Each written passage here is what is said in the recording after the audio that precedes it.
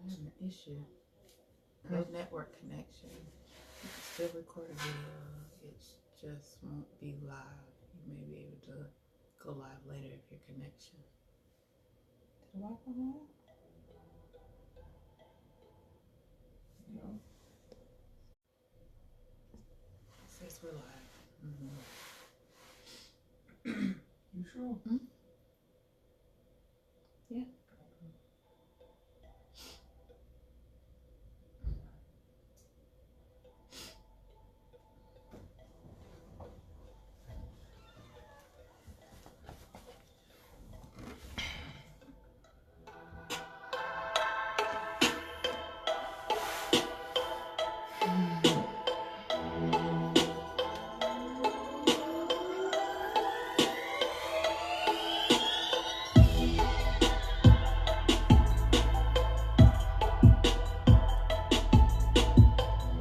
Patrice, tell Edwin he needs to answer my text. Probably don't know who you are. He does. I gotta pick my other glasses that Blair's gonna love. Oh yeah, y'all did it. Hola, Don.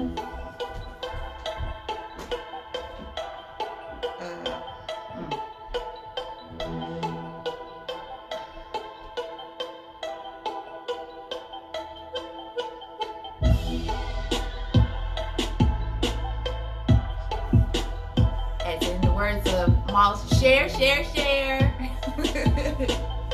Those of you that's coming in, go ahead and begin to share. This should be a good topic. Oh yeah, y'all did get new numbers too. Ooh.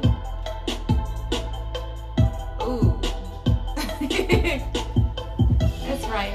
They got new numbers, so you probably didn't text him. Oops. Oh gosh.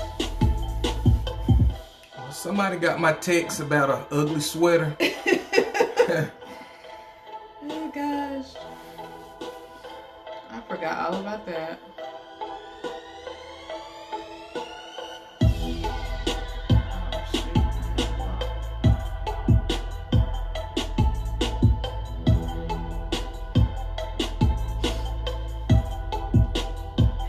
Y'all go ahead and share, please.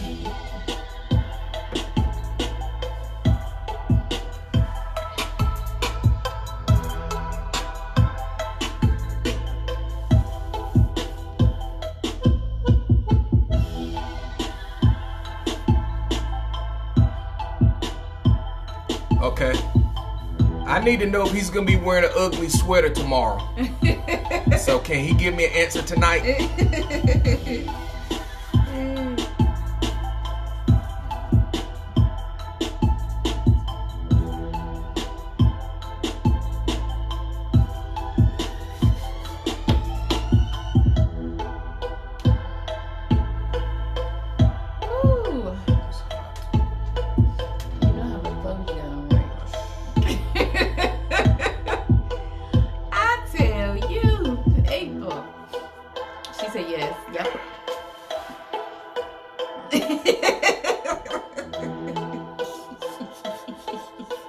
See my heart? They both are, huh? Well, y'all are the hosts, so y'all should be ugly sweaters.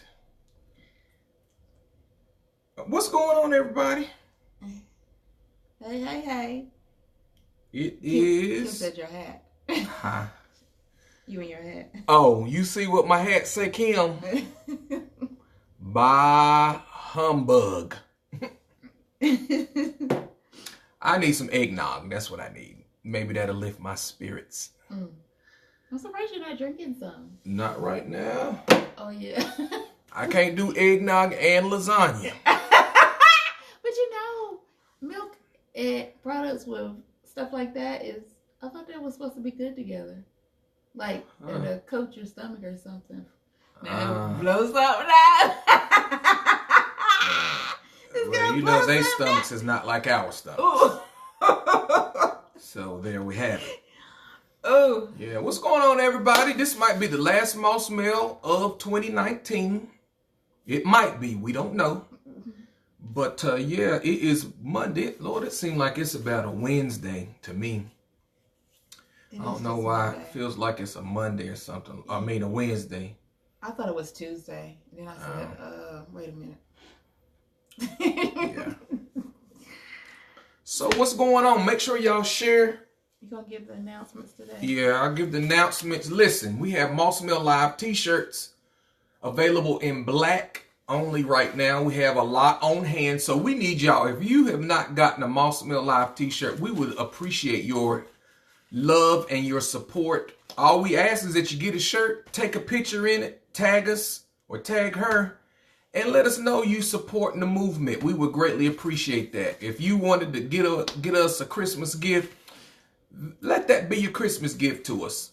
Purchasing a t-shirt and supporting the movement. And if you're interested, by all means, inbox her or either go to the message tab or contact message tab on the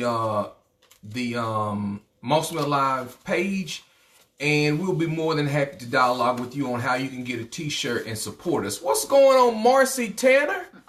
Marcy Tanner, I forget what your new last name is.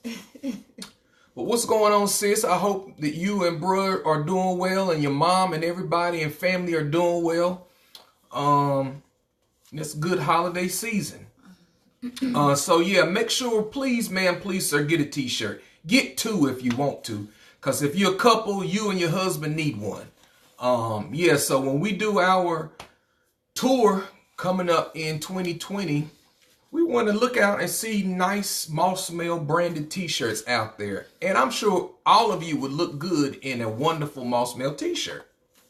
So yeah, if you have a topic or subject that you would like for us to discuss, please email us at officialmossmill@gmail.com, and we'll be more than happy to open that up in the Moss Mill mail room. If you would like to be one of our guest hosts in 2020, email us. We're putting together a list of people that we would like to come and co-host with us. But if you would like to join us and be a host, co-host, we would love for you to join us. You don't necessarily have to come where we are. We can come to where you are. We're mobile. And if we need to do it via the telephone, we'll do it that way too. But we love to sit in your presence and see your smiling face and dialogue and have this discussion. What's going on, my sister Tammy Tate Wilson? Tammy Tate Wilson. Tammy Tate Wilson. Love you, love you, love you. Got to get down there and see y'all. Tell my brother Bishop. I said, hell, what's going on, Bishop Brandon Harris? Man, I need to talk to you about something when this live is over with. So don't go nowhere. But yeah, so please, ma'am, please, sir, make sure you get a t-shirt. We would appreciate it. You put the Cash App information in there? Yes. Okay, the Cash App information is posted, and we have shirts on hand. I'm pretty sure that we have your size on hand, so we can put that in the mail this week. So we would greatly appreciate if you get a Moss Mill Live t-shirt. All right. Thank you so much. Shout out to my barber. Y'all can't see my fresh cut because I got this bah humbug hat on. But shout out to my barber, Mr. David Williams. Happy birthday to you, sir. And congratulations on the start of your Plush Cuts Barber College coming in 2020. We're excited about that. So yeah, what's going on, Miss Tanisha McCorkle? What's going on, sis? Long time no see, no talk. Hope you still loving Jesus. So yeah.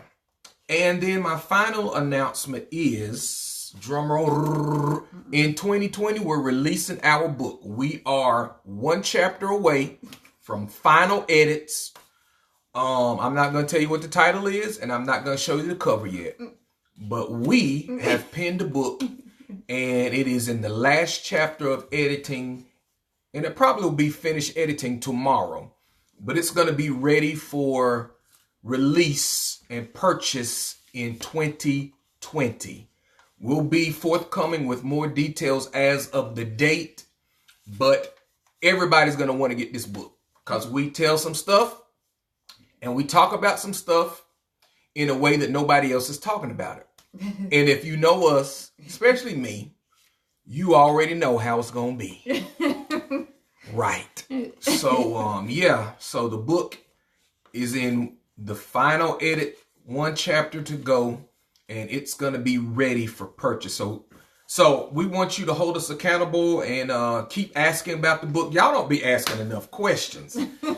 I mean, y'all get in here, y'all act like y'all scared to ask questions, to participate, to share your opinion and all that stuff. But we just talking about real life stuff. Surely they're not going to put you out of the church for talking about real life stuff. Right. But anyway, so make sure you keep us accountable as it relates to the book. Please get a t-shirt. And I think that's it. We ready for this mail. All right, people, here we go. What? Got to make sure you get your drinks, your eggnog, your wine, your Hennessy, your Kool-Aid, your sweet tea, whatever it is you're drinking, your snack, and come on in the mail room and sit down so we can open up this mail. Okay, let's go. Your water. Water. Okay, dear Moss Mill Live, when is enough enough? How long is too long in a situation or a situationship? I have been married for the past 20 years and it seems he back to his old ways. I have snooped in the past when my intuition kicked in, but not this time. I didn't have to. One of the females contacted me and sent me screenshots of conversations they had and ones he had with other women. Some he has met with, some are mutual friends of ours that he has hooked up with within the last 6 months. At this point, it doesn't hurt anymore. Before I thought he had changed, but after 20 years of the same cycle, he is not going to change. I plan on leaving him. But for your audience's sake, I don't want them trapped in a relationship like mine. Sincerely, Done. Recap? Pretty much, lady been in a marriage for 20 years. Her husband's been cheating and things. And recently, you said one of the ladies hit her up, showed her screenshots of his conversation with her. He's done met up with some of them. Yes. And she's tired of his old ways because he's been doing this for 20 years. And she pretty much is done, right? That's what it says. So her only question is what? When is enough? Enough. And how long is too long in a situationship? Oh, and how long is too long in a situationship? So first of all, let's define what a situationship is. I looked it up because You urbaned it?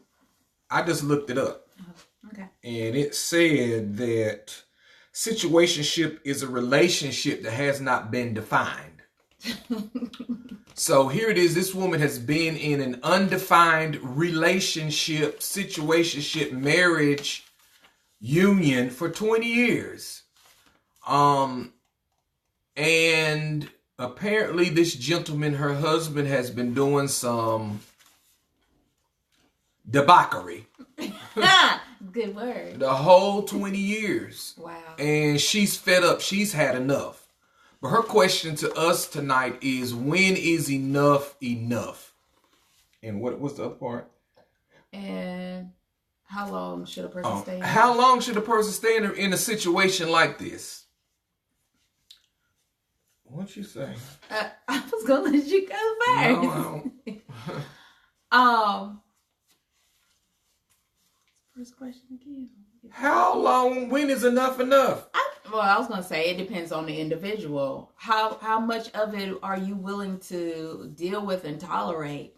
Because I think about how people that were married back in the days, they ended up staying together for years and years and years. And yes, there was a lot of debauchery going on, but they still maintained their relationships because that because one was the provider and the other one took care of home. So they had, like we were talking about on Saturday, they had a business agreement. So they dealt with it and continued on in those relationships and ended up being together for umpteen years. And kept having kids, kept having kids, and kept having kids, kept having kids, and kept having kids. And kids outside of the kids that was already in the house, and they was bringing them back home. And so, you know, times has changed. And my thing is, it's how long you're really wanting to deal with it. It is up to the individual. Because what I will deal with and tolerate, you may not deal with and tolerate.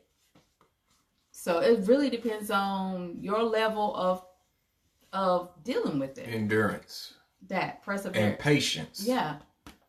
Because you know what? Sometimes people do change. But in this case, Okay, I'm going to play the devil's advocate. Because if he was caught up in a cycle of continuing to talk to other women, to see other women, what was going on with his woman that would maybe provoke him to do this? And we not going, it's the devil. That ain't the devil. I can't cuss. It's the eve of Christmas Eve.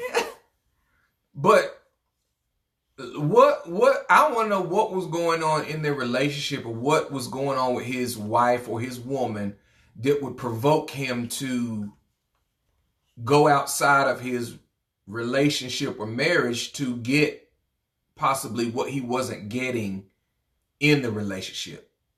That's not, because I can relate to that. As I was reading over our book, one of the pieces in there is when we were whenever we first got married, and you was always gone to your mom and them every day, just day in and day out.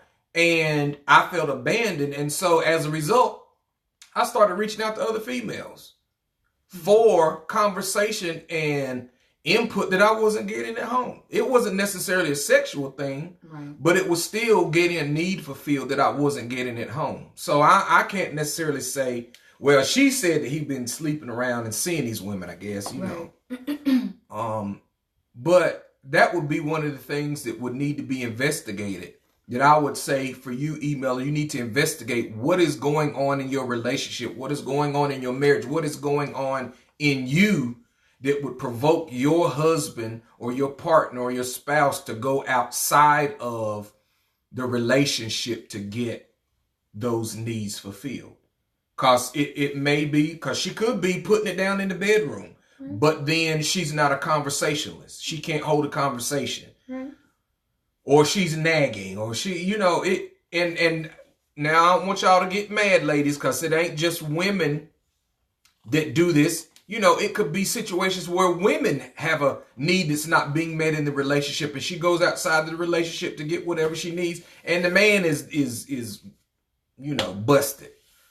So I mean, my thing would start with and investigate what is going on in me or in the relationship that would cause or provoke the other individual to want to go outside of the relationship. And then my other thing is, okay, if he's not getting his needs and he's not getting his needs met and going outside, she definitely ain't getting her needs met. So how she get her needs met?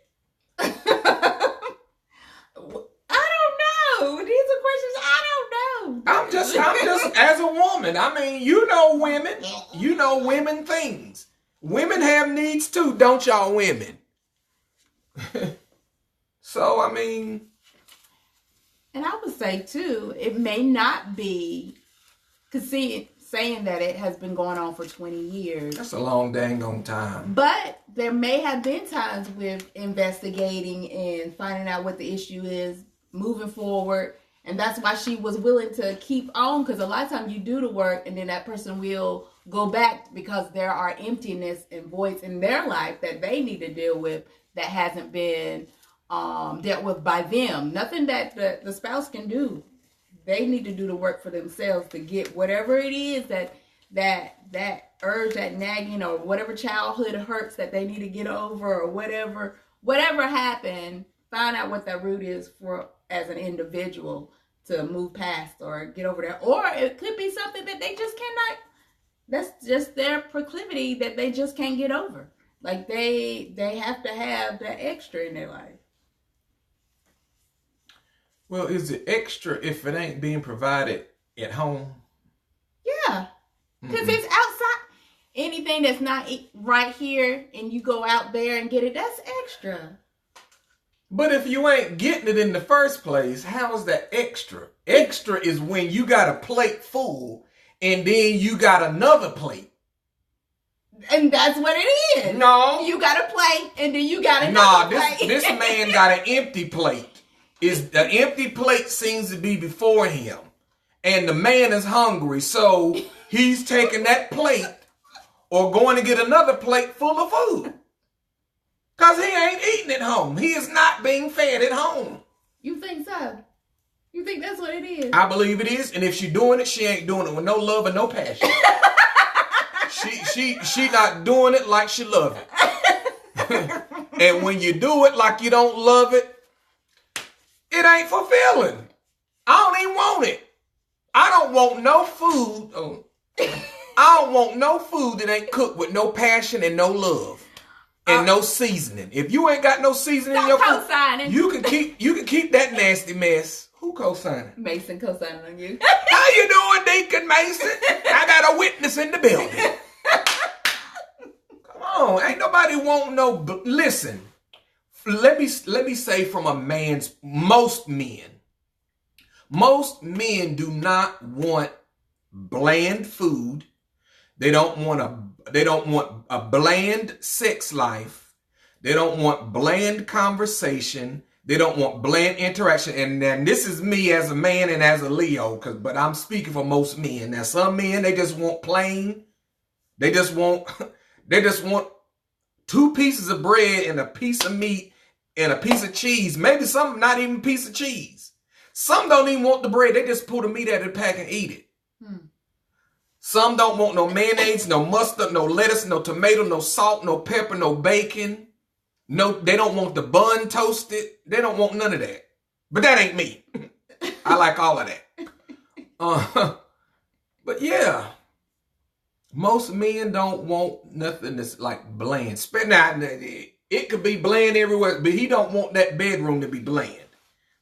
And there are women who are the same. They don't want no bland. They don't want no plain hot dog. I think women are becoming more open with the fact of not wanting to. They have in the past been dealing with or just being in a relationship without voicing how they feel or what they want because of what was taught and throughout the years on you're just supposed to be there to please your man and not so much of pleasing yourself. And I understand that. So what about when a woman who has a man that is open mentally, emotionally, and all that, he's secure and all that sexually? I mean, what's the problem? What's the problem then?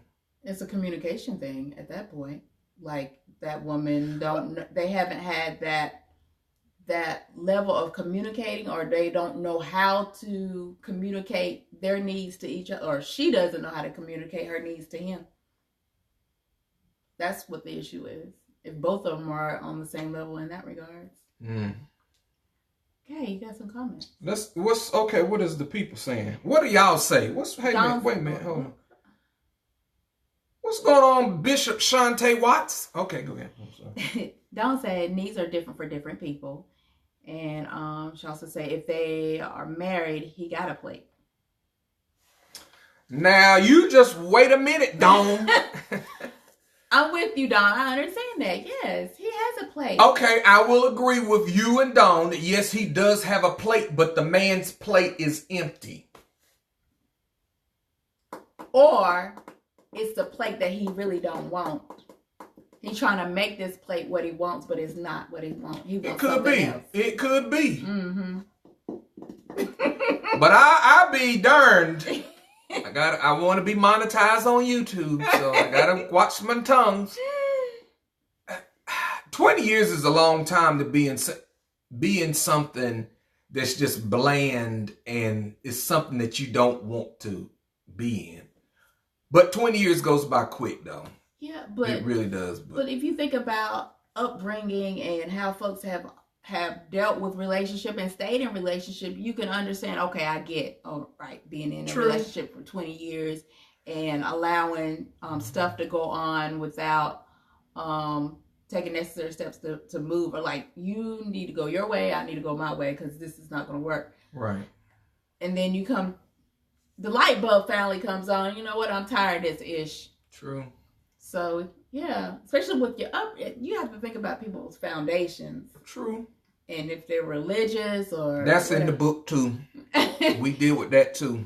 That it makes a big difference. Or if you, like we've discussed, seeing divorce being a constant thing in your family, and you're like, nah, I'm not gonna allow divorce be my portion, and you be like, I'm not gonna do it, and so you stay in hopes of that your relationship was gonna to be better than what you've seen before you, and it's not. Right. And so you but it can't be better unless you communicate.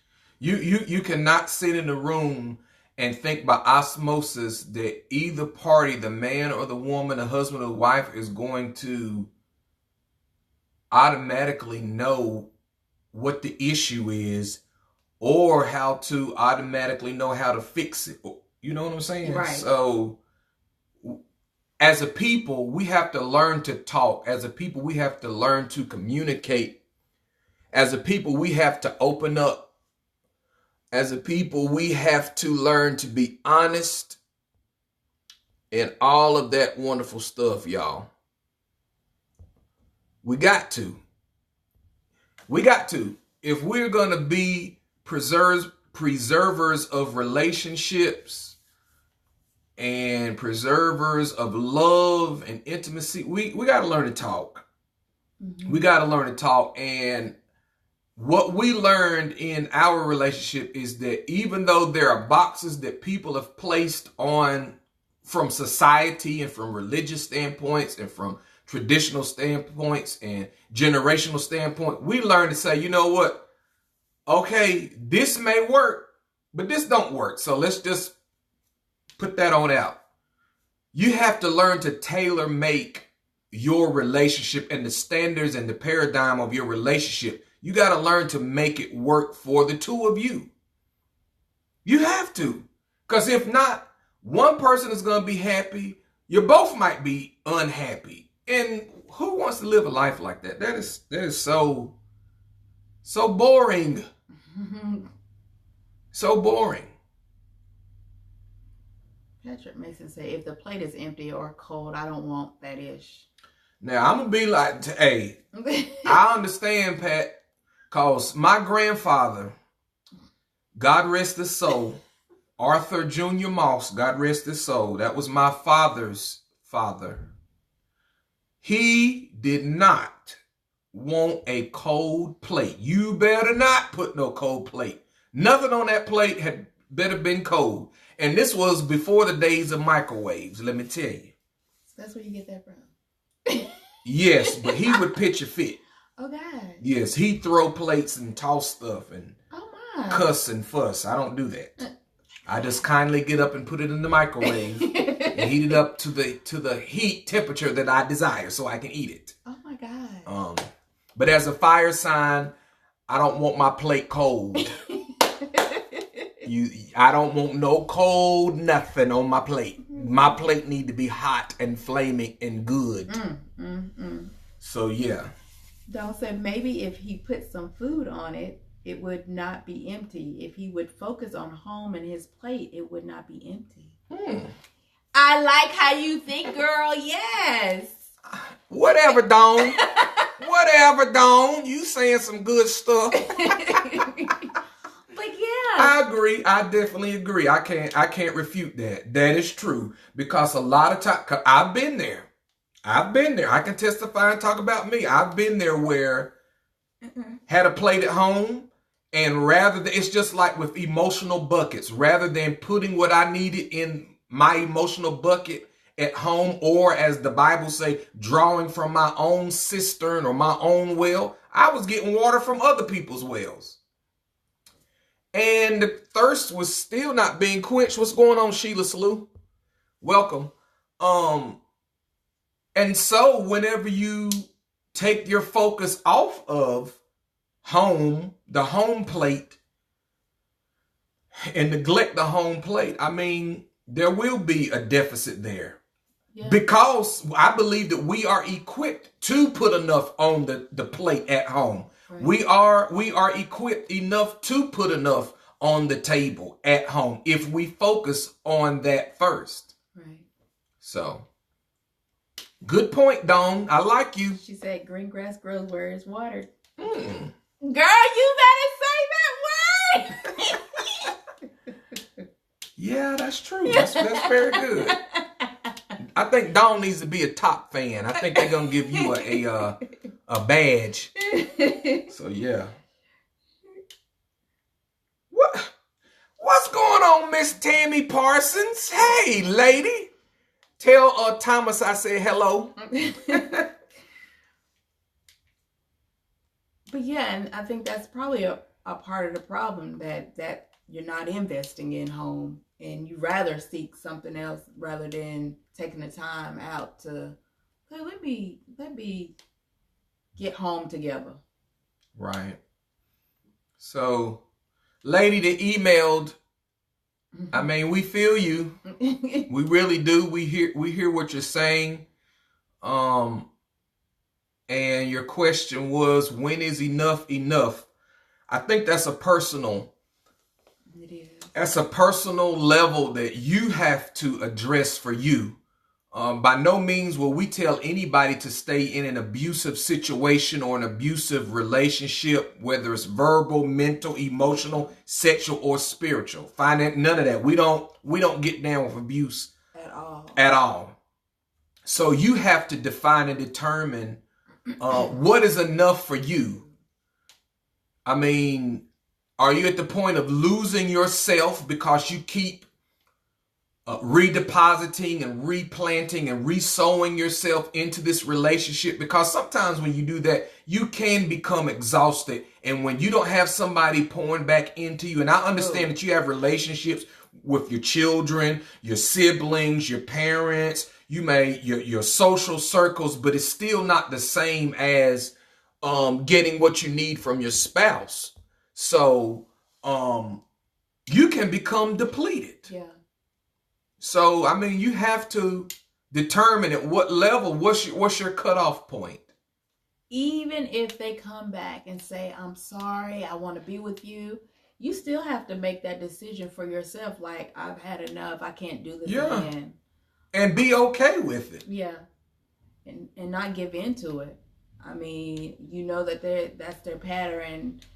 Have to allow for them to make changes by themselves. And this can go across the border. It doesn't have to just be in a relationship as it concerns marriage, because sometimes we keep embracing people in our friendship circles over and over and over. They're toxic, they're depleting, over and over and over and over and over again. At some point you have to make the decision to say, you know what, enough is enough. I love you enough to love me more. And and walk away. There is some good in goodbye. Yes, it is. And sometimes you have to do that. Sometimes you have to walk away and regroup, get replenished, get built up, get strengthened, get better before you can see these people. You know what I'm saying? And absolutely. And you know how now to safeguard your energy, safeguard your joy, safeguard your relationship, safeguard your heart. And your peace. Mm-hmm. And do what you got to do and go back to your safe place. So, yeah. Don't say it. Relationship Bill of Rights number 2. You should always know where you stand with each other. Absolutely. And that comes with communicating. It comes with communicating, because at some point, and I don't know if she did or she didn't do this, but at some point she should have been like, you know what? I love me enough. I have an obligation to you as your wife, but I'm falling and discovering the love, my self-love more. And I'm not going to keep putting myself through this abuse. I'm not going to keep putting myself and subjecting myself. I don't have to submit to somebody who don't love me. Right. You know what I'm saying? And a lot of times people feel like I have to submit to abuse. I have to submit to foolishness and craziness. And no, you don't. You can begin again. And at this point, it sounds like she's numb. Yeah, she's fed up. She's numb. She's fed up at this point to all of it. It doesn't even matter. It doesn't matter because she says she done. Yeah, so he can say, I'm sorry. And I don't think we should allow ourselves to get to that point. Right. Like, you need to break away before you get to that point. Yeah. Because sometimes it makes you become callous to where you are unable, and bitter. Yeah, and you're unable to love anyone ever. Or receive love. Because she could leave, get free from this husband, and get in a relationship with another person. And because she was so damaged and so calloused and so cold and so broken from the previous guy, here's a perfect good guy who could give her everything she needs, wants, and desires the way she wants it. But she hurts him. Yeah. Because she is not dealing with him from a place of healing and wholeness. Right. And a lot of times that's what happens with relationships is people, you know, the saying goes, the way to get over one woman is to get up under another one or a man or whatever the case may be. And that's one of the most dangerous things you could do. Damaging to yourself. Yeah, self-sabotage. Yeah. You have to get over your issues. Allow yourself time to heal before submitting and committing to another relationship. Yeah, so in 2020, refuse to get in another relationship until you are whole, until you are helped, and until you are healed. Because I'm going to tell you, when two broken people get together, it's chaos. It's a whole mess. It ain't it ain't a whole nothing good. It's a whole mess. A whole hot mess. Funky moving messes. So. And you find yourself going in cycles and cycles, and it's like the same thing over and over and over, and you like the worms going around the flower pot. Nobody wants to break away. Just going around in circles. Yeah. Sheila Slew said, know your worth. Absolutely. No, don't say that. Oh, I'm sorry. No. My glasses said Sheila Slew. I seen the S on the end. Yeah. So Dawn said, know your worth. That is so important. And a lot of times we have not been taught to know our worth, even from childhood. Yeah. That's where it begins, is reinforcing in our children that you are good. You can do it. You are great. You don't have to settle. You are beautiful. You are handsome. You are smart. You are kind. You have to reinforce these things and these attributes in your children while they are young, as they grow, no matter how old they get. Right. You have to do it. You can't keep calling them stupid and dumb and you're going to be a crackhead. And, and then you wonder why they struggling and they in and out of rehab and strung out on the streets because you called them a crackhead all their life. You spoke that into their life. You spoke that over their life. You spoke that into their spirit. You released that energy, and those words cause vibrations, and those vibrations cause things to manifest. Come on, Genesis. In the beginning, God said, and what he said was created. It's the same way. We have that same creatorial power. Life and death. So, yeah. And with that being said, even as adults, we need to find our own affirmations and stuff that we say to ourselves so that we can create that energy and that positive force to be able to move forward in relationships, be it with our children, with our mate, and with ourselves, and with whoever we worship. Right. And that's like yesterday I was reading one part of the book, and I was like, you know what? And you can correct me if I'm wrong. I don't believe that there has been many, if any, times that we have just blatantly said to each other a bunch of negative, abusive stuff. You may have said it behind my back. You see how you do. You may have said it behind my back. and not to my face. Really? I mean, we've had some negative times Ooh, now. we have But I'm just saying heated. stupid, and I ain't called the B word and all this kind of stuff. No, I can't read. You've cussed at me, Oh yeah. and I've cussed at you. Oh yeah.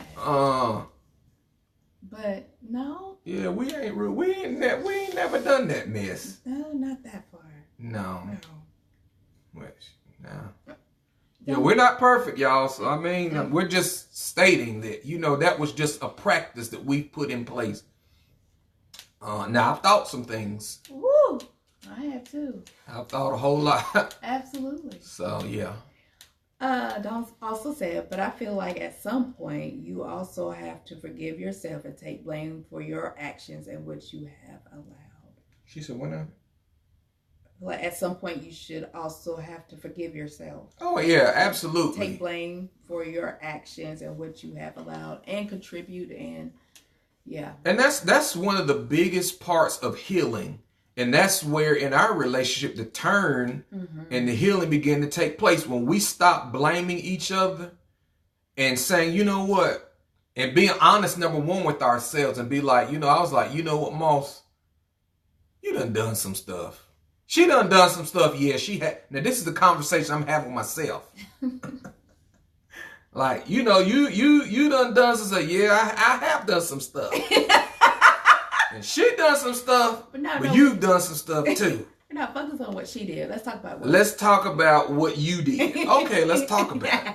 You did this, you did that, you did the third, you reacted this way. You should have been quiet about this. You should have handled that with wisdom, but you didn't. So, and when we started having those conversations with ourselves and we came back to each other and say, you know what? Look, I forgive you. I know you did some stuff, but that ain't why I'm here. I'm here to say, this is what I did. This is what I contribute to the downfall and the demise of our relationship. Please forgive me. I was wrong. I could have handled it this way or this way. I should have said this. I should have spoken up. And you have to learn to forgive yourself too. Yeah. Because if not, you'll always walk up on a cloud of condemnation and guilt. And you'll feel unworthy of love. Yeah. You won't be able to receive love. Oh, I'm unworthy. Right. I'm just such a wretch. Undone. So, yeah, you have to learn to forgive yourself. Yeah. That's good.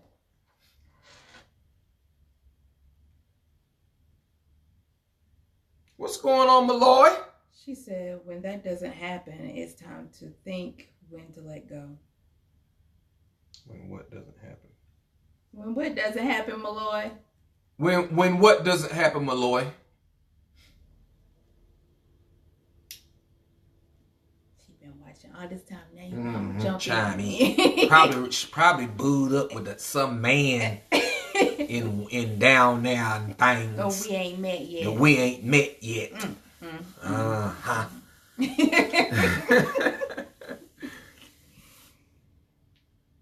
So, what time is it? I don't know. Still got time. Okay. Yeah, so very good discussion tonight.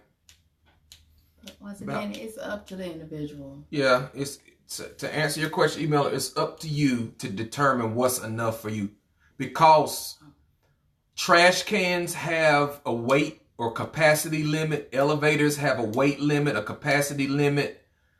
Buildings have a capacity limit. And you have to know what your level or what you can hold or what, you know what I'm saying? You got to know your level and your limit. Your capacity. Your cutoff. Oh, she was saying the forgiveness and the coming to an understanding. When that doesn't happen, it's time to think when to let go. Absolutely. Because some people will be so hurt that they don't want to forgive you. Oh, yeah. They want to keep you in that cycle of, you did this to me. Yeah. You did that to me. You did this to me. And you, because let me tell y'all something about me. It's only going to be so many times I'm going to say what it did now. And I done said what it did. I done asked you to forgive me. I done moved on, so it's time for you to move on. Now, if you're not healed, you're not trying to move on, that's on you. So while you get healed, I'm going to let you go through your own process, because we all have to walk through our own process. You're not going to poop on my progress. or hold me hostage. Or hold me hostage to one situation or 2 or 5 or 10 or 15 or 25 incident. You're not going to hold me hostage to that. Right. And you shouldn't allow anyone to do you like that. Exactly. You know, we all mess up. We all do things or say things and make decisions that maybe wasn't as beneficial or not beneficial at all. Hey, you got to suffer the consequences and grow from it, learn a lesson, and move on in life. See, move. Right, yeah. I definitely agree. You're not going to hold me hostage. Hallelujah. My Lord. Oh, yeah. No. No, you're not. So, yeah, it's you. And that, I was going to say, that may have been the issue. She may have been like holding him hostage, which when we do stuff like that, we push our men away and cause them to seek refuge somewhere else. And that's not how it should be. We should be inviting and bringing them, causing them wanting to come home. But a lot of times we cause that push away, and so they do that coldness. Yeah, that empty plate. Yep. That causes them to go out. So we have to be careful with that. How making sure that we are providing male and female, both. Yeah, both. Of both. Us. But Go ahead. I was gonna say, but women have that special something to where they are more forgiving, they're more enduring than men. And it's just, this is my opinion, but it's facts. They're more forgiving, more enduring. They keep going the extra mile. They keep expanding and they keep compromising. They keep submitting. And so when a woman, even with a messy situation, when a woman is not being a woman, a man is like, I don't want that. Right. Not unless he want a man. And he go get a man. But nowadays, these men is taking on these female energies and attributes. They are. And that's why these men are going with with the men. Yeah, they are.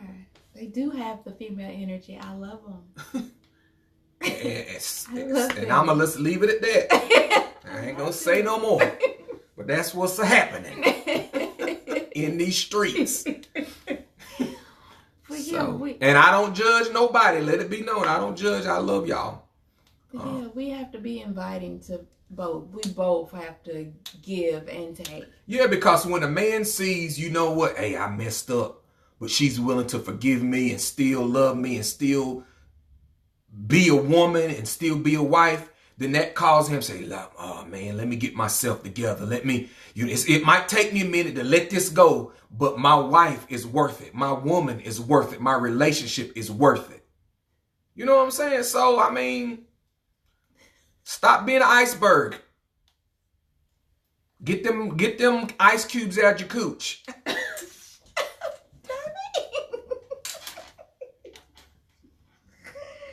I'm just saying.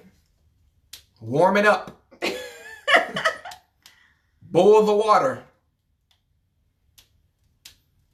And men, stop being penguins and jumping from iceberg to iceberg. Okay?